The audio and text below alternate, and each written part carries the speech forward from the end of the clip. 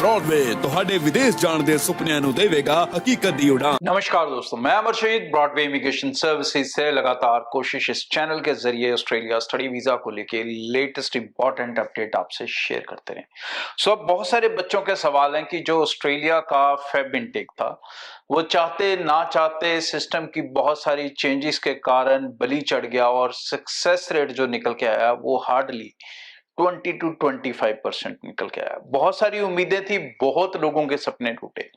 अब इसके आगे बच्चों का ये एक जनरल सवाल है कि क्या उन्हें ऑस्ट्रेलिया अप्लाई करना चाहिए, क्या वो आने वाले मई जुलाई इनटेक्स के अंदर जो सक्सेस रेट है ऑस्ट्रेलिया में एक्सपेक्ट कर सकते हैं या फिर सक्सेस रेट कैसा रह सकता है। तो इसके बारे में थोड़ा ध्यान से जरूर समझ लें क्योंकि ये चीजें टेक्निकल हैं। ऑस्ट्रेलिया बहुत ज्यादा टेक्निकल हो चुका है। अगर किसी को डेप्थ नॉलेज नहीं है तो वो सिवा लॉस के कुछ नहीं लेगा ऑस्ट्रेलिया के अंदर। ऑस्ट्रेलिया ने इंडिया को वापस डाल दिया असेसमेंट लेवल 3 में। तो मतलब ऑस्ट्रेलिया की जो सिचुएशन हो चुकी है या इंडियन स्टूडेंट्स की जो सिचुएशन हो चुकी है वो सिचुएशन है 30 सितंबर से पहले वाली। जी हाँ, 30 सितंबर से पहले ऑस्ट्रेलिया में वीजे कौन ले सकता था, वही बच्चे आगे जाके वीजा ले सकेंगे क्योंकि इसके अंदर आपका जीटीई का प्रोसेस कॉम्प्लिकेटेड हो जाएगा। चाहे कोई कॉलेज है चाहे यूनिवर्सिटी है, दोनों के अंदर आपका जीटी प्रोसेस कॉम्प्लिकेटेड होगा। बहुत ज्यादा डॉक्यूमेंट्स आपको अपने फाइनेंशियल को जस्टिफाई करने के लिए पेश करने पड़ेंगे। यहां पर मैनेज किए हुए जुगाड़ वाले फंड्स या जुगाड़ वाले इनकम एविडेंस नहीं चल पाएंगे। ये एक बड़ा चेंज होगा। इसीलिए अगर आप देखो तो 30 सितंबर से पहले बहुत कम बच्चे थे जो ऑस्ट्रेलिया जा पाते थे। तो अब भी ऐसा ही होगा कि बहुत कम बच्चे होंगे जो ऑस्ट्रेलिया के लिए अप्लाई कर पाएंगे। आपने देखा होगा एक ओवरऑल सिनारियो कि बहुत सारे कंसल्टेंट्स ने अब ऑस्ट्रेलिया के बारे में बोलना ही बंद कर दिया। ये बोलना इसीलिए बंद हो गया क्योंकि अब हर स्टूडेंट की वहां एडमिशन नहीं हो सकती, हर किसी को वहां डाला नहीं जा सकता, विदाउट आइलेट्स के झूठे सपने दिखाए नहीं जा सकते, नो फंड्स ओल्ड फंड्स के सपने नहीं दिखाए जा सकते।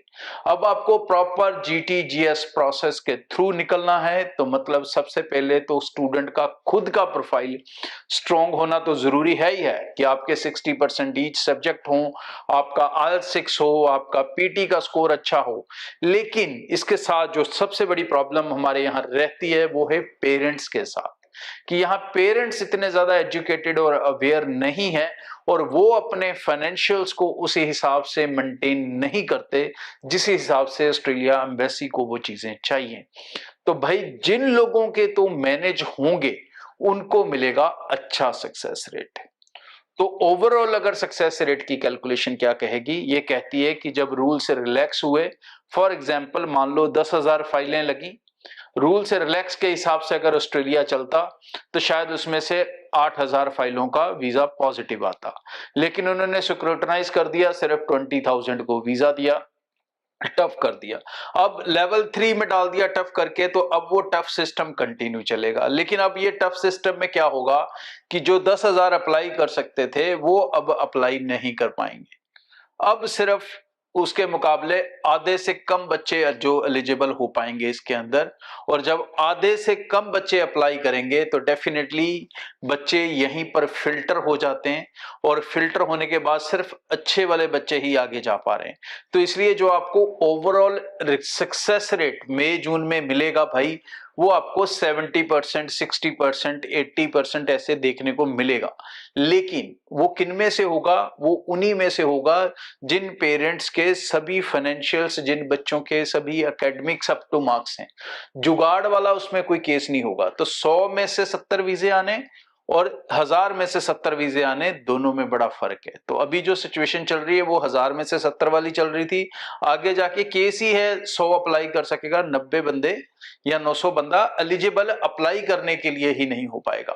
तो सक्सेस रेट को इस तरह से कैलकुलेट मत करें कि परसेंटेज के हिसाब से कोई वीजा आएगा। बात यह है कि कितने लोग अप्लाई कर सकेंगे न्यू रूल के अंदर।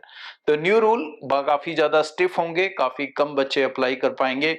तो भाई इसके अंदर सबसे ज्यादा क्या होगा, ऐसी सिचुएशंस में होंगे फ्रॉड्स। तो अपने आप को उससे बचा के रखें। बहुत सारे कंसल्टेंट आपको ये झूठा लालच देंगे कि हम आपके फंड मैनेज कर लेंगे, हम आपके फंड दिखा देंगे, फलाना कर देंगे। वो कोई आपसे उसका 2 लाख कमाएगा, कोई 3 लाख कमाएगा, कोई 2.5 लाख कमाएगा। वो सिर्फ कमाएगा और आपके केस को कहीं नहीं पहुंचा पाएगा।